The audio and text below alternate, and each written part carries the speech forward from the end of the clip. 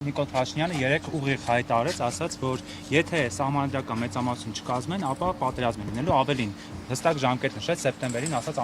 աղետալի պատերազմ է լինելու։ Ինչպես Ուրեմն ձեր հարցին պատասխանեմ, իրական, բնական, հասկանալի, տեսանելի։ Այսօր ոչ մեկը պատերազմ չի ուզում։ Պատերազմը խաղաղությունը, դա ոչ թե ձևական, խոսքով, տեսական, որ ասենք ամբողջ բարձունքների ու ադրբեջանցիներ նստած թելադրանքով, էս պետք է տակ, էս պետք է կատարեք, մեր զորքերը կճանան, մեր զենք մենք չառնենք, իրենք ուժեղանան, այդտեղ խաղաղություն չկա։ Սպառնալիք է դա, ինչ է։ Դա թելադրանք է։ Իսկ ես ասեմ այսօր, եթե հնարավորություն տրվի, որ մենք որոշել լինենք, որ այդ բոլոր նախադրյալները կա, անմիջապես